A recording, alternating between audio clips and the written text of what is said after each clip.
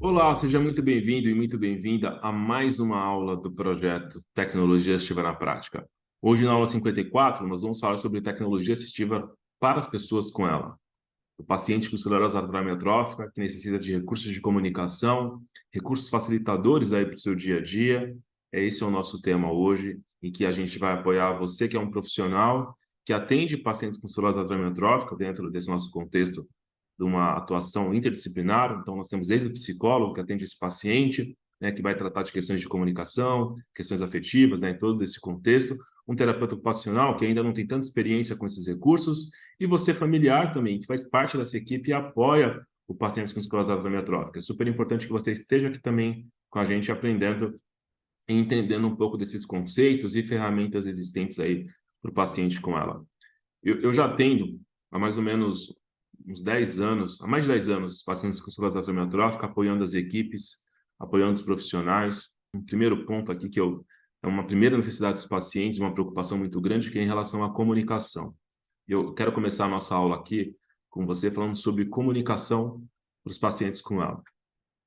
Nós sabemos hoje que existem diversos recursos disponíveis para pacientes com esclerose amiotrófica em relação à comunicação. Você pode desenvolver um sistema numa prancha, né, num papel, um acrílico, né?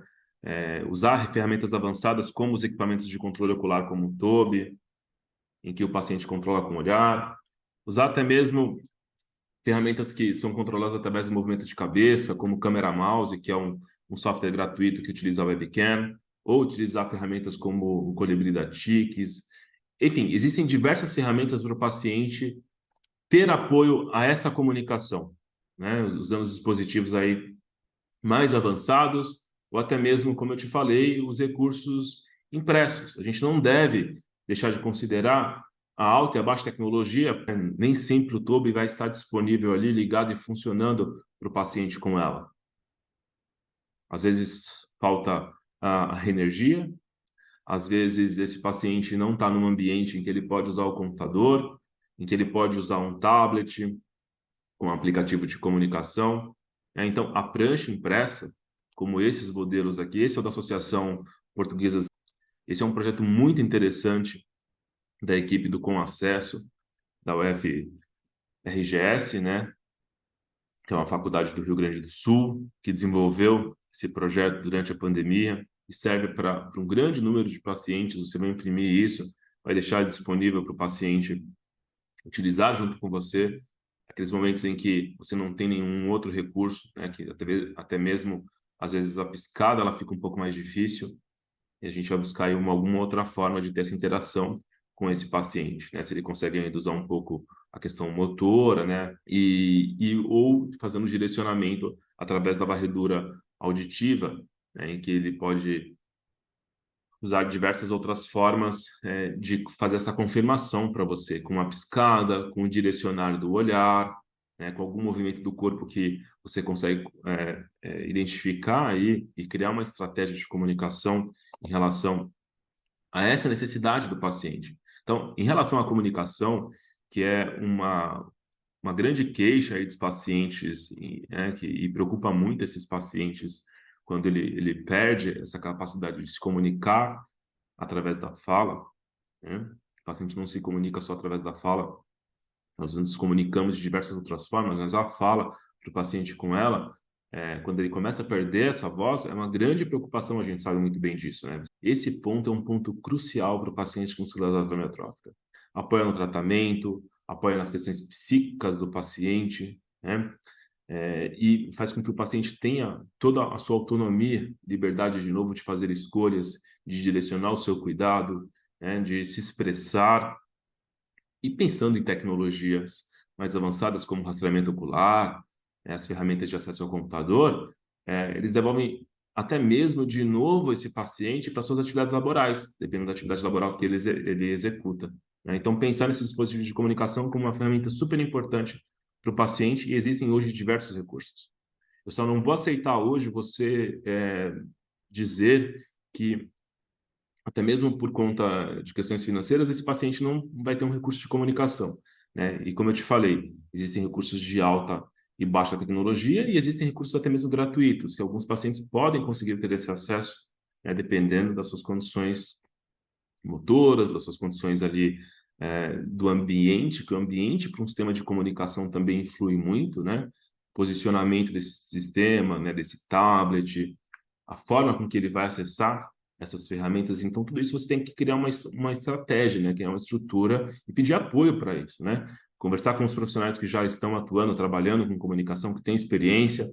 Procurar, por exemplo, as equipes como do Projeto Laís, que desenvolvem ferramentas para apoiar os pacientes. O Projeto Laís é um projeto lá do Rio Grande do Norte, Universidade UFRN. Então, vamos buscar aí esse apoio. Vou deixar o link aqui dessas indicações que eu falei aqui para vocês, para que depois você tenha esse acesso, né? Então, vamos buscar esse apoio, vamos buscar essas ferramentas para colaborar com os pacientes. Recursos até mais avançados que ainda são pouco utilizados, como interface cérebro-computador, aquelas interfaces em que a gente conecta os eletrodos do paciente e passa a captar sinais, né, de ondas cerebrais, e aí ele vai trazer algum comando, ele vai trazer alguma função num computador, num dispositivo eletrônico.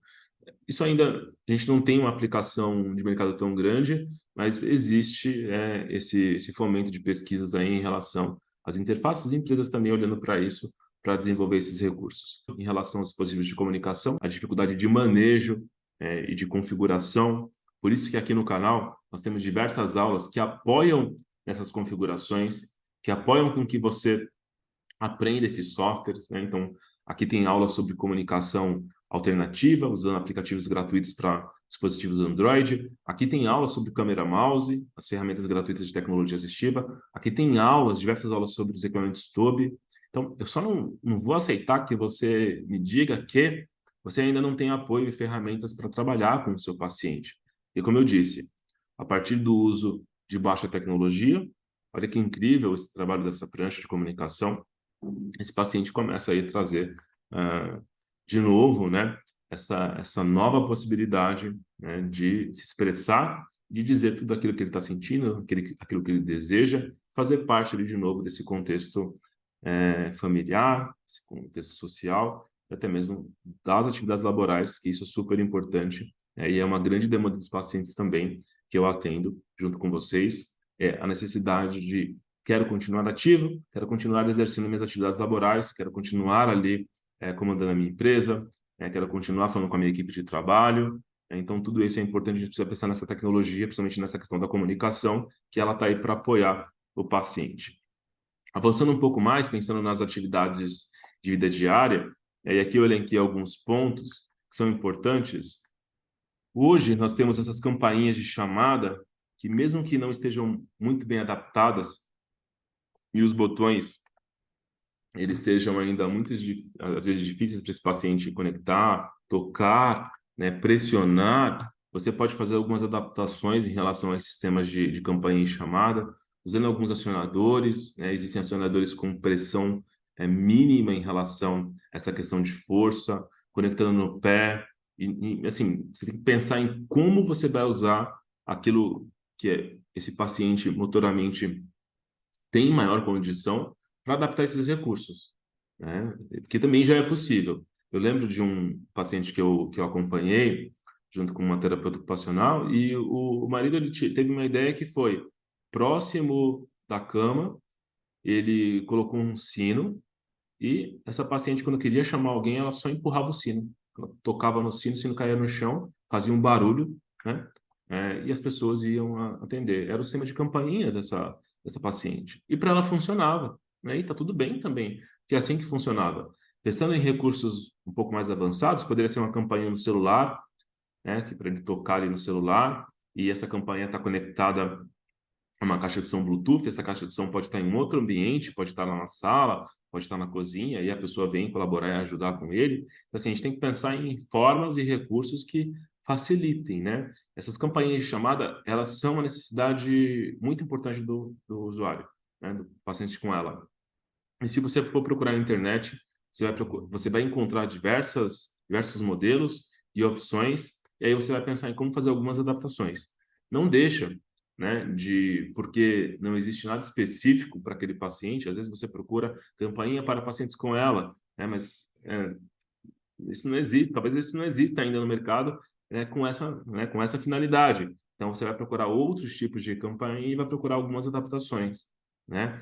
Criar ali, pensar como um professor Pardal e fazer com que essa ferramenta que existe seja adaptada para essa necessidade do paciente, como eu te falei. Às vezes você consegue mudar ali o acionamento, e por isso que, de novo, é super importante que a gente tenha um apoio de um terapeuta ocupacional que tem experiência com tecnologia assistiva para ajudar a gente nesse contexto. E aqui na engenharia a gente apoia esses profissionais da terapia ocupacional, né, e todos os profissionais que estão envolvidos com esse paciente a pensar, né, em estratégias e recursos que vão apoiar dentro dessa contextualização, né?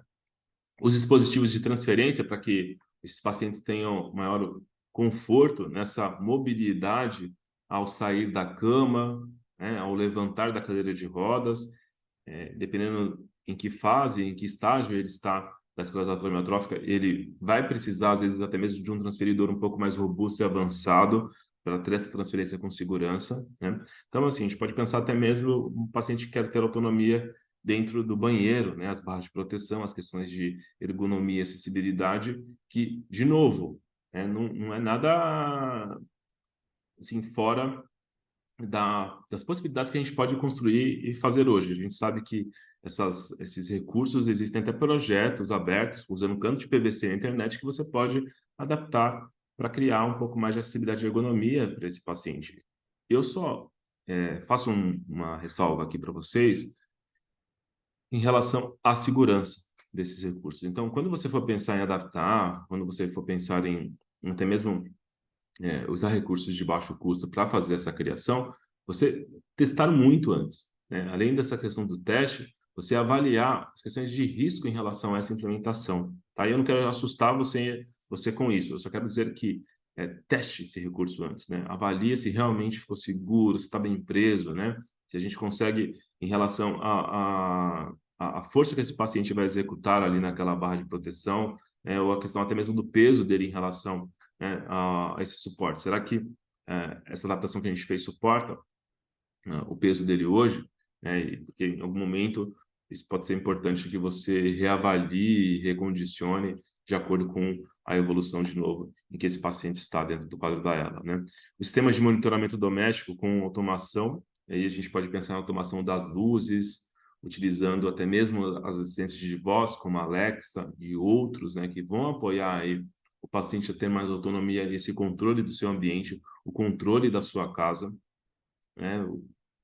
É fácil, muito fácil você configurar um Alexa, até mesmo com sistemas de comunicação alternativa, mesmo que o paciente não fale, não consiga mais se comunicar através da fala, você pode adaptar um sistema de automação usando um aplicativo de comunicação ou até mesmo uma voz sintetizada, ou até mesmo um som gravado, tá? Você pode gravar um som, disponibilizar em algum computador, disponibilizar em alguma forma de acesso aí para o paciente para ele usar automação, automatizar a televisão, automatizar a Alexa para ligar as luzes, as persianas, né, do quarto. Dá para você fazer aí diversas adaptações em relação ao controle de ambiente aí do paciente, né? Existem aulas aqui também sobre automação com Alexa, né? Você tem já esse apoio aqui em relação ao nosso conteúdo, para que você avance e depois consiga fazer aí com mais independência e adaptar sem ter muito custo em relação a essas implementações. Legal? Os auxiliares de mobilidade, dispositivos de assistência, né? A gente pode pensar nas cadeiras de rodas automatizadas e, de novo, né, não deixem de procurar um profissional que vá treinar esse paciente com essa cadeira, né? Às vezes essa cadeira tem um custo muito elevado né, você pode investir aí, fez investimento grande, mas esqueceu que, além do investimento com o recurso, você vai precisar investir também no profissional que vai treinar e adaptar melhor essa cadeira para a condição do paciente, desde o assento até as questões de mobilidade em relação ao joystick que fica na cadeira para ele fazer esse controle, né? Para que ele desempenhe menos trabalho cognitivo também em relação a isso, né? Que não tenha que ser um controle de muitos comandos e que tenha que gravar diversas configurações ali, que sejam coisas fáceis para o paciente execute, além de ser fácil, seja de um manejo motor muito leve, né? Dentro daquele quadro em que ele está, que a gente sabe dessa perda de força, né? E pensando até mesmo hoje nos robôs assistivos, como eu falei em aulas anteriores, né, nós temos aí os braços robóticos para auxiliar na alimentação, né, auxiliar nessas questões aí do dia a dia em que o paciente precisa escovar os dentes, pentear o cabelo. E ainda é um sonho nosso que dentro dessa cadeira de rodas aí do paciente tenha esse apoio, essa adaptação do braço robótico para auxiliar nessas questões das AVDs, né? A gente sabe que está evoluindo muito, ainda são coisas extremamente caras em relação aos recursos mais avançados, usando inteligência artificial, essa robótica de alta precisão, mas que para um futuro próximo aí, eu acredito que você vai conseguir comprar esses materiais e você que é um terapeuta, que tem experiência com isso, você vai poder montar ali para o paciente. Assim como você monta hoje um suporte adaptado para adaptar o celular dele, conectar o celular dele de forma ali mais precisa para que ele consiga tocar, né? Então, assim, são ideias, né, que para o futuro a gente pode estar aí pensando que se não existe ainda, você pode desenvolver como um projeto, né? E eu sei que a indústria olha muito para isso. A tecnologia na saúde está evoluindo muito, né? Então, não só buscando ferramentas para o mercado, mas também dentro de projetos em universidades, buscando esse apoio para o SUS, né? De novo, falo do projeto Laís, que vai ficar o link aqui, que eu recomendo muito que você acompanhe, né? Você que tem pacientes com esclerose amiotrófica, acompanhe o projeto Laís, porque nos traz ali ideias e ações que eles estão executando, né? Os pesquisadores, né? As equipes de apoio estão executando, que vão colaborar muito com os pacientes no médio e longo prazo, né? Não esquecendo das inovações que podem melhorar as funções respiratórias desse paciente, né? A gente sabe do BIPAP, diversos outros recursos. Não deixa de aprender a manusear esse tipo de equipamento, né? Eu tive conversa com alguns profissionais da fisioterapia respiratória e eles questionam, né, essa falta, às vezes, do manejo dos equipamentos. Assim, os profissionais não sabem, às vezes, até mesmo configurar o equipamento, não sabem quais são os parâmetros. Então, a gente precisa muito treinar tanto os cuidadores quanto as pessoas que estão ali envolvidas, né? Eu lembro de um fato em que o paciente recebeu o equipamento, né, recebeu a doação de um equipamento e ninguém na época sabia como fazer essa configuração, né? A equipe que estava ali apoiando não tinha, né? Esse paciente às vezes ele não tem todo o cuidado necessário, né? Apesar de todo o esforço da família, até mesmo de quem está ali apoiando ele, mas aquele equipamento que chegou, né, ninguém sabia manusear. Ele veio sem o manual também e ele ficou 15 dias ali parado, né? Vejam bem, uma doação que o paciente teve que esperar 15 dias para que fosse um profissional tivesse mão com esse equipamento, pudesse configurar, aplicar os parâmetros necessários e aí deixar para que ele tivesse essa utilização. Então, o quanto mais você puder ensinar também para as pessoas que você apoia, né, que estão ali no seu entorno, é super importante. E pensando nas tecnologias até mesmo atuais para as questões de emergência e saúde, o quanto e como a telesaúde, né, esse monitoramento remoto dos pacientes é importante para um paciente com esclerose amiotrófica que tem dificuldade de locomoção, e às vezes ele fica num ambiente em que doméstico muito distante dos centros hospitalares, né, ou dos grandes hospitais, ou até mesmo das equipes que apoiam e atendem ele. Eu atendo muito os pacientes que utilizam os equipamentos de controle ocular, e hoje, né, para a grande maioria dos pacientes, eu utilizo da tecnologia de acesso remoto, onde eu acesso o dispositivo do paciente de onde eu estiver, desde que eu esteja conectado à internet, para fazer as configurações. E aí eu utilizo das videochamadas, né, dos sistemas de videochamada de atendimento para que eu apoie ele sem precisar ter que me locomover até a cidade dele, né? Então, por exemplo, hoje eu poderia estar atendendo aqui um paciente que mora no Nordeste, eu estou na capital, aqui em São Paulo, né, na cidade de São Paulo, capital, e em poucos minutos, né, sem precisar me deslocar até a casa do paciente, eu consigo fazer algumas configurações e readaptar o sistema dele para que ele tenha, de novo, essa configuração de acordo com os parâmetros que o equipamento de controle ocular pediu ali e ele foi evoluindo ao longo do tempo. Agora ele quer deixar o equipamento mais rápido. Por exemplo, existem diversas configurações que a gente pode fazer isso. Mas também para coordenação e prestação de serviços de saúde, para um apoio de um neurologista que mora em outro país, que reside em outra cidade, que precisa fazer uma consulta com esse paciente. Então, esses serviços, utilizando videochamada, né, utilizando as técnicas hoje que nós temos em relação ao apoio do paciente de forma remota, elas são super importantes e a gente deve considerar no apoio do paciente com ela. Então, hoje eu elenquei aqui alguns pontos importantes que apoiam os pacientes com célula amiotrófica. Eu espero que você tenha se beneficiado desse nosso conteúdo. Então, se você tem ainda alguma dúvida, se você utiliza algum recurso, ou está passando por alguma dificuldade aí em relação a essa busca de ferramentas para o paciente que você atende, comenta aqui nessa aula, né? Procura os links que eu vou deixar aqui, são links de apoio que vão colaborar aí na sua jornada de atendimento, de procura de mais autonomia e qualidade de vida para o paciente que você atende, para o familiar que está junto com você. Como você já sabe, para quem me acompanha aqui, toda quinta-feira às 18 horas, nós estamos ao vivo com conteúdo gravado, falando sobre tecnologia assistiva, tecnologia na saúde e inovação para apoiar as pessoas que mais precisam. Um abraço e eu te vejo na nossa próxima aula.